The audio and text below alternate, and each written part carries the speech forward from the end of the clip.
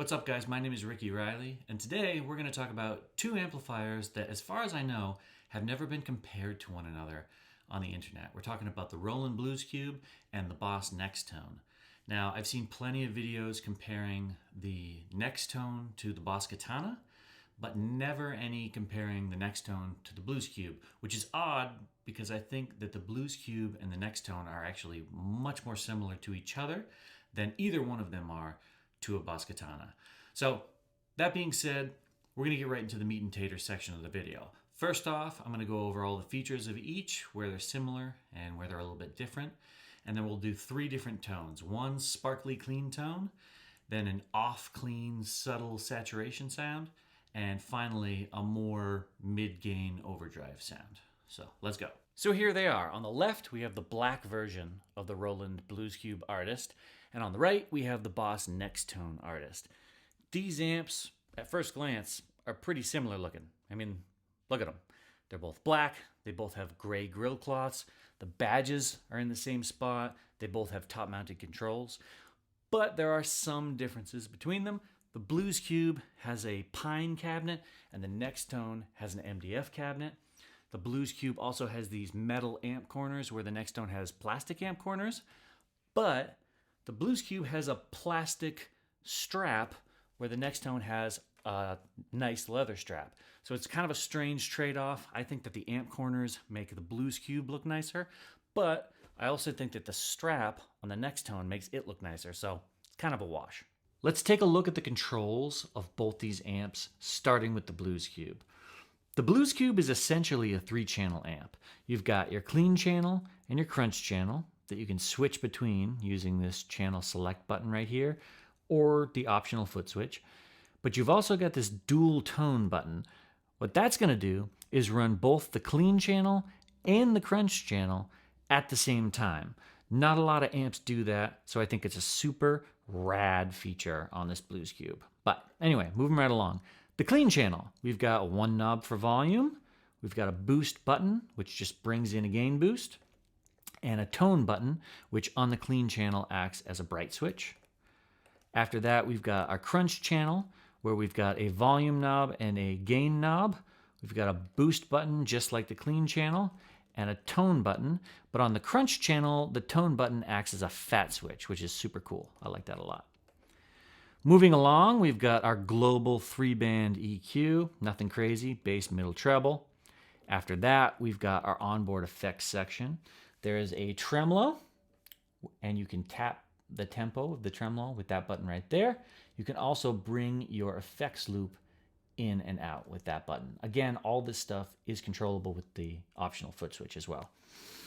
Lastly, in the effects section, we have an onboard digital reverb.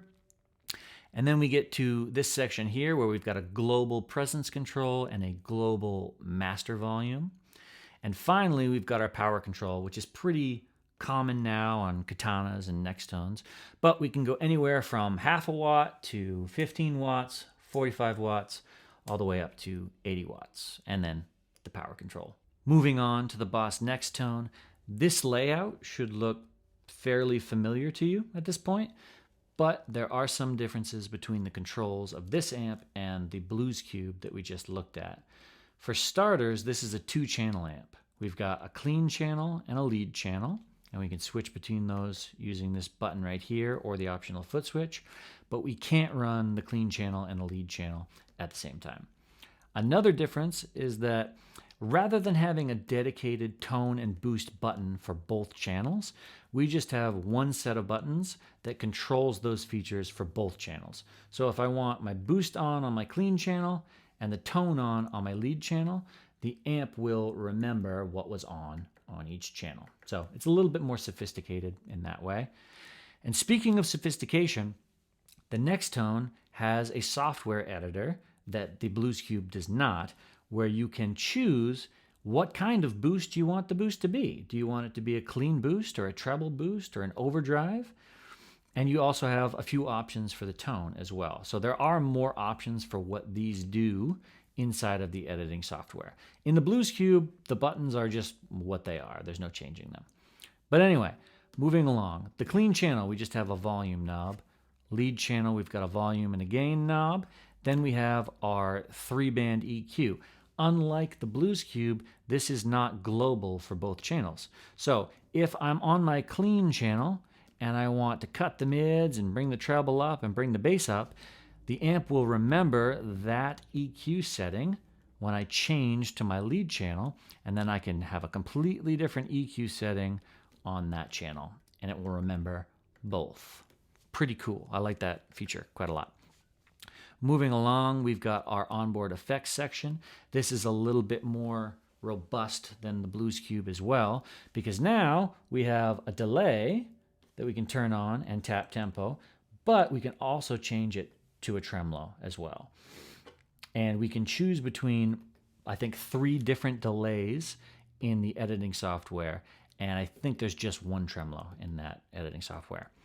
But after that, we've got a dedicated reverb. Again, we have 3 different versions of reverb that we can choose in the editor. I think it's a plate, a spring, and a hall. And finally, we have this last section where we've got our global presence and our global master.